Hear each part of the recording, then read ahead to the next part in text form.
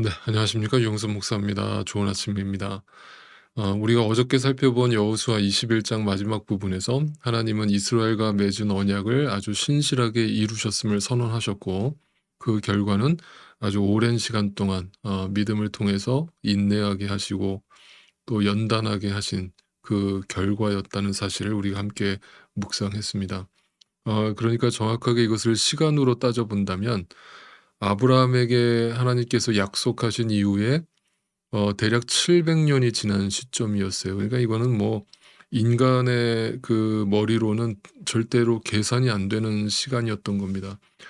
어 그런데 하나님은 영원 속에 계시기 때문에 그 영원 속에 계시는 하나님께서 계획하셨던 일들이었고, 그것이 이제 여호수아 시대에 와서 하나님께서 신실하게 이루셨다는 것을 선언하게 된 것입니다. 이처럼 소망이라는 결과는 내 뜻대로 내가 원하는 시간에 이루어지는 것이 아니라 그 과정들을 통해서 나로 하여금 인내하게 하시고 또 나를 성장시키시려는 그 하나님의 목적을 깨닫고 믿음으로 하나님의 시간 속에서 얻어진다는 사실을 소망 가운데 바라보는 자, 그들에게 주어지는 것임을 분명히 기억하실 수 있기를 바랍니다.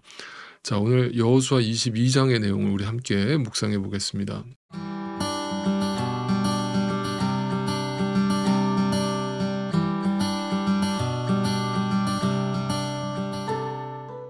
자, 이제 전쟁도 끝이 났고 인제 땅 분배도 끝이 났고 이제 이 땅에는 하나님의 평화가 임했고 그 안식이 선포되고 있습니다. 그런데 오늘 22 장은 또 다른 어떤 우리의 현실의 이야기를 들려주는데, 도대체 어떤 이야기가 담겨 있는지 제가 간단하게 요약을 하면서 여러분과 함께 묵상을 나누도록 하겠습니다. 먼저 좀 지도를 보면서 이 상황을 좀 설명을 드릴까 해요. 자, 이것도 제가 처음에 보여드렸던 지도인데, 이스라엘 저 요단강을 중심으로 해서 동쪽과 서쪽으로 나눠져 있다고 말씀을 드렸죠. 근데 동쪽에는 지금 므낫세 반지파, 그러니까 반쪽이죠. 반쪽 므낫세와 갓, 루벤 지파가 동쪽 땅을 차지했다고 그랬죠. 그러면 이미 그들은 동쪽 땅을 다 차지했으니까 모세 때 이미 끝난 거니까 그 땅을 차지하고 거기에서 이제 빨리 거기에 정착할 준비를 하는 게 맞죠.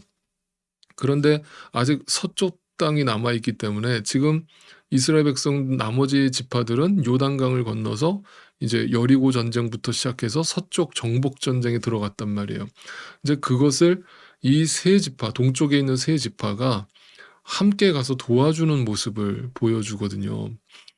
그러면서 이제 그들이 그 전쟁 가운데 목숨을 걸고 자기 형제들을 위해서 함께 싸워주는 모습이 이제 여호수아서에서 계속 앞에서 등장을 했었습니다. 이제 그 전쟁이 다 마무리가 되고 인제 그러니까 이제 동쪽에서 건너왔던 세 지파가 다시 원래 이 자기들의 고향으로 자기 땅으로 돌아가는 장면에서 오늘 22 장의 내용이 시작되는 거예요. 자, 그 배경을 이해가 되셨죠?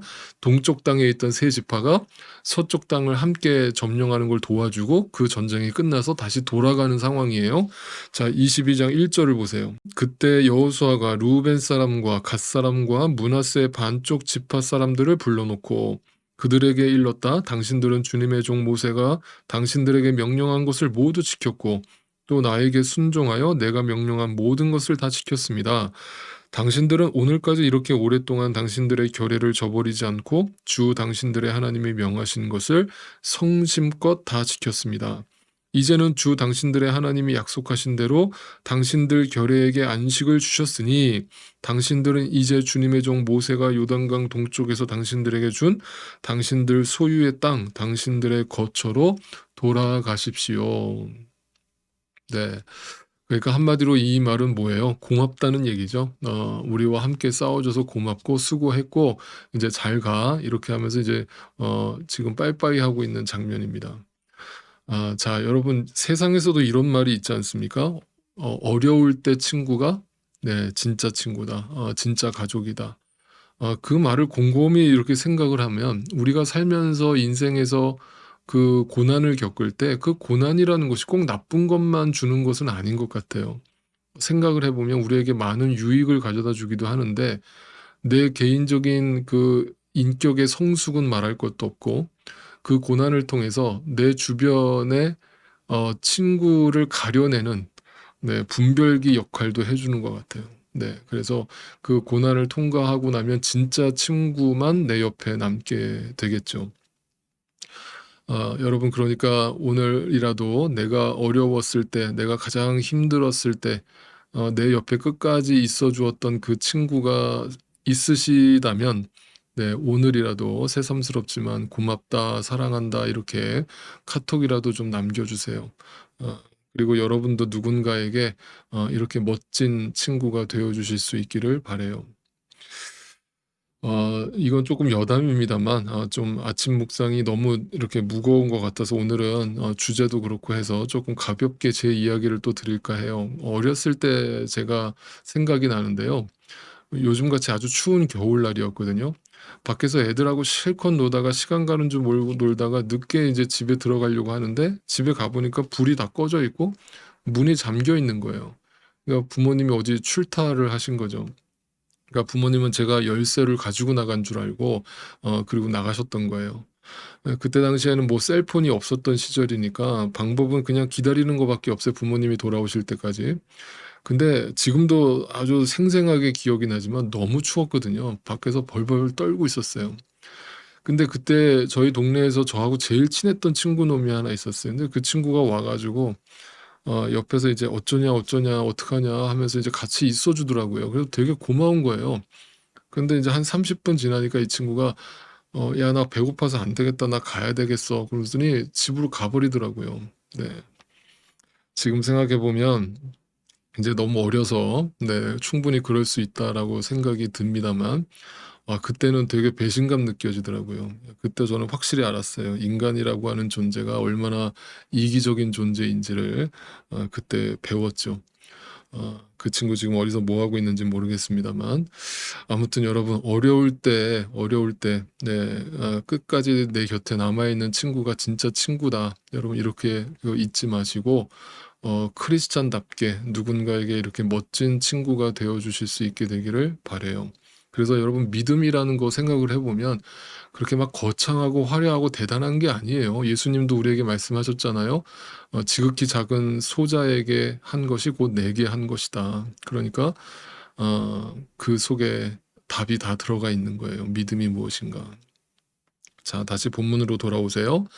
자, 이렇게 지금 화기애애하게 서로 형제끼리 덕담을 주고받으면서 "고맙다. 수고했다." 이렇게 마무리가 되면 좋겠는데, 자 10 절을 보면 또 하나의 사건이 벌어지거든요. 자, 22장 10 절을 보세요. 그들이 그 세 지파, 동쪽으로 돌아가던 세 지파가 가나안 땅의 요단강 가까이에 있는 그릴롯에 이르렀다. 루우벤 자손과 갓 자손과 동쪽의 므낫세 반쪽 지파가 요단강 서쪽 지역의 강가에 단을 쌓았는데 그 단은 보기에 아주 큰 단이었다. 자, 이게 무슨 말인가 하면 동쪽 땅으로 건너가던 그 세 지파가 느닷없이 요단강 언덕에다가 큰 단을 세우는 장면이에요. 그러니까 단이라고 하는 것은 뭐예요? 제단이죠. 하나님께 제사를 드리는 제단을 쌓았는데 그냥 적당히 쌓은 것도 아니고 큰 거를 만든 거예요, 큰 거를. 자, 그러면 이게 무슨 상황이냐면요. 여러분, 당시에 그 하나님의 성막은 어디에 있었어요? 실로에 있었다는 거 여러분 보셨죠? 기억나시죠? 실로. 실로가 뭐라 그랬어요? 평화. 네, 샬롬이라고 그랬죠. 평화. 그 실로에 성막이 있었단 말이에요, 텐트가. 그러면 거기서만 제사를 드려야 되는 거잖아요. 그죠? 그런데 지금 또 한 곳에다가 단을 쌓은 거예요. 이 말은 뭐냐면요. 자칫 오해를 하면 '지금 나라가 두 쪽으로 갈라지는 상황인가?' 이런 오해가 생기고요. 그 말은 다른 말로 하면 일종의 구테타로 여겨질 수 있는 거예요. 그죠? 이게 얼마나 심각한 문제인 줄 아시겠죠? 그러니까 이것도 그냥 적당하게 사이즈로 세웠다면은 아마 오해가 안 됐을 수도 있는데 너무 거창하게 크게 만들어 놓으니까 '야, 이거는 뭐지? 얘네들 뭐 하는 짓이지?' 라면서 이제 저쪽 서쪽에 있던 이스라엘 사람들이 오해를 하게 된 거예요. 그러니까 무슨 일이 벌어졌겠어요? 그들이 화가 났겠죠. 화가 나서 어떻게까지 행동하느냐? 군대까지 출동을 시킵니다. 자, 12 절을 보세요. 이스라엘 자손이 이 말을 듣고 온 회중이 동쪽 지파들에게 대항하여 싸우려고 실로에 모였어요. 야, 지금 이게 뭔 상황입니까? 조금 전까지 서로 덕담을 주고받으면서 수고했다, 우리를 위해서 끝까지 남아줘서 고맙다, 이런 얘기가, 좋은 얘기가 오고 가다가 느닷없이 오해가 생겨버린 거예요. 자, 그래서 이제 군대까지 출동을 시키는 상황에서 지금 이스라엘이 다행히도 군대를 먼저 출동시키기 전에 대화를 먼저 시도를 합니다. 그래서 도대체 이 상황이 어떤 상황에서 벌어진 것인지, 도대체 니네 왜 그런 행동을 했니? 무슨 이유니? 라고 먼저 물어본 거예요. 그랬더니 그들이 이렇게 대답을 해줍니다. 그 세 지파가 이렇게 대답을 해요. 21절을 보세요. 루벤 자손과 갓 자손과 동쪽의 므낫세 반쪽 지파가 이스라엘의 천천만만 백성의 가문 대표들에게 대답하였다. 주 하나님은 전능하십니다. 주 하나님은 전능하십니다. 우리가 왜 그렇게 하였는지 주님은 아십니다. 같은 이스라엘 결의인 여러분도 알아주시기를 바랍니다. 우리가 한 이 일이 주님을 반역하거나 주님을 거역하는 일이었다면 주님께서 우리를 이렇게 살려두지 않으셨을 것입니다. 라면서 한마디로 이거는 오해였다 라고 설명을 합니다. 그러면서 뭐라고 설명을 하냐면, 뒷부분에 이제 쭉 그 내용이 나오는데 한마디로 이런 얘기예요. 우리가 제사를 드리려는 목적으로 또 하나의 제단을 쌓은 게 아니고요. 이거는 그냥 기념비로 세운 거예요. 우리가 하나님이 어떻게 우리와 함께 하셨는지, 그리고 이걸 후손들에게 남기고자 한 것이고요. 나중에 우리의 후손들이 우리가 동쪽 땅에 살기 때문에 요단강을 경계선으로 해서 우리가 둘 쪽으로 나눠진 거 아니냐라고 오해를 할까봐 우리는 다 형제나라고, 우리는 한민족이라는 거를 확인시키기 위해서, 후손들에게 알려주기 위해서 이 제단을 쌓았다라고 설명을 하는 거예요. 그러니까 우리는 구테타를 일으키려고 한 것도 아니고 나라를 두 쪽 내려고 했던 것도 아니다라고 오해를 풀어준 거예요. 여러분, 근데요, 이 장면을 조금만 더 생각해 보세요. 만약에 여기서 그 서쪽에 있던 이스라엘 지파들이 그 큰 제단을 쌓는 모습을 보고 그 모습만 보고 오해가 되잖아요. 오해가 될 만한 상황이란 말이에요. 그러니까 그 오해를 사실로 여겨서 대화를 시도하지 않고 만약 그들과 군대를 일으켜서 싸웠다면 어떤 결과가 초래됐을까요? 그러면 그때 이스라엘은 두 쪽으로 쪼개지는 거예요. 여러분, 이스라엘이 나중에 두 쪽으로 쪼개지죠. 그죠? 분열 왕국이 온단 말이에요. 언제요? 솔로몬이 죽고 나서 분열 왕국이 오잖아요. 그런데 사실 여호수아 22장에서 이미 분열 왕국이 될 뻔했던 거예요. 조금 전까지 서로 칭찬하고 격려하면서 고맙다고, 너는 너밖에 없다고, 역시 너는 우리 가족이라고, 형제라고, 이렇게 하다가 어떤 한 사건으로 인해서 오해가 생겨서 서로 원수지간이 될 뻔했던 상황이었던 거예요. 여러분, 우리가 살면서 이런 상황들을 종종 경험하지 않습니까? 그렇게 죽고 못 사는 사이였다가 정말 한순간에 어떤 행동이나 말 한마디 때문에 서로 오해가 생겨서 그 오해로 인해서 서로 원수지간이 되고 남이 되고 아예 이제 안 볼 사이가 되는 경우가 얼마나 우리 가운데 자주 벌어집니까? 내가 오해를 할 때도 있고 내가 상대방을 오해할 때도 있고. 그럼 결국 여기서 우리에게 주는 중요한 교훈은 뭐예요? 오해가 생길 때 어떻게 하라는 거예요? 대화를 하라는 거죠, 대화. 네. 여러분, 기억하세요. 오해할 일이 벌어졌을 때 내가 뭔가를 봤어요. 뭔가를 들었어요. 그래서 오해가 생겼어요. 그러면 절대로 그 문제에 집중하지 마세요. 그 문제만 보고 그 문제만 해결하려고 생각을 하면요, 내 착각에 빠져버릴 수가 있고요. 오해가 더 깊어질 수 있고요. 쉽게 말해서 나 혼자 상상의 날개를 펼 수 있다고요. 물론 그 오해할 요소를 던져준 건 상대방이죠. 그러니까 상대방도 분명 잘못이 있어요. 지금 이스라엘 그 세 지파도 큰 단을 쌓았을 때 미리 얘기를 해 줬으면 이런 오해가 안 생겼죠. 근데 그거를 오해할 만한 요소를 만들어 준 것도 사실이잖아요. 그러니까 그 사람들도 잘못이 있는 거예요. 그러니까 오해를 한 사람만 잘못이 아니고 오해를 할 만한 상황을 만든 사람도 잘못이 있는 거예요.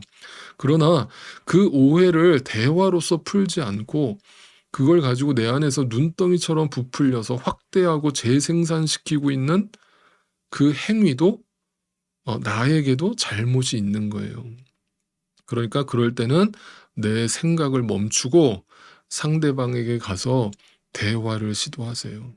그리고 그 사람과 내가 그동안 쌓아온 정이 있고 신뢰가 있을 텐데 그런 것들이 이렇게 한순간에 무너져도 될 만한 내가 알던 그 사람이 정말 그렇고 그런 사람이었는지 한번 신중하게 생각하고 결정하세요. 기도하고 결정하세요. 그리고 여러분이 혹여라도 오해를 한 것이라고 이렇게 밝혀지거든 네 정중하게 사과하세요. 그게 그 관계를 소중하게 여기고 그 관계를 화목하게 하기 위해서 애쓰는 어떤 크리스찬의 자세일 거예요. 그러니까 여러분 신앙생활이라고 하는 것은 이렇게 사소한 거에서부터 드러나야 되는 거예요. 그죠? 예수를 믿는다라는 것의 열매가 이런 것에서부터 드러나야 된다고요. 자, 이처럼 이스라엘의 대표자들이 세 지파의 말을 다 듣고 보니까 그들이 하나님과 이스라엘을 배신하려고 했던 것이 아니었음을 알게 되었고 서로의 마음을 다시 한번 확인하고 진심으로 서로 이해하고 화해하는 장면을 보게 됩니다. 그러고 나니까 어떤 결과를 가져옵니까? 33절을 가보세요. 이스라엘 자손은 그 보고를 듣고 기뻐하면서 이스라엘 자손의 하나님을 찬송하였다. 예배하였다. 함께 네, 서로 오해를 다 풀고 하나님께 찬양하고 예배하였다. 여러분, 이게 진짜 예배인 거예요. 하나님이 기뻐 받으시는 예배. 여러분, 그래서 예수님이 우리에게 산상수훈에서 이렇게 말씀하셨죠. 너희가 제단에 제사를 드리려고 왔다가 네 마음속에 형제나 자매와 화해할 일이 생각이 나거든. 뭔가 오해를 해서 그 관계가 틀어진 상태로 와서 하나님 앞에 예배를 드리려고 하거든 예배 드리지 말고 먼저 가서 화해하고 와. 화해하고 와서 예배를 드려. 함께 예배를 드려. 그 예배를 하나님이 기뻐 받으신다라고 예수님이 말씀하신 거죠. 그러니까 형식적인 예배 말고 삶의 예배를 드리라는 뜻인 거예요. 자, 여러분, 오늘 말씀을 통해서 우리의 관계를 다시 한번 돌아보실 수 있게 되기를 바라요. 지금 여러분의 관계는 안녕하세요? 오늘 이 말씀을 통해서 다시 한번 나의 관계들을 돌아보고 감사하시고 또 오해한 것이 있었다면 사과하시고 또 오해가 풀어지고 이해로 나아가게 되는 그 열매로서 하나님께 영광 돌리고 하나님을 예배하실 수 있게 되기를 진심으로 바랍니다. 네, 오늘도 주 안에서 승리하십시오. 내일 아침에 또 뵙겠습니다.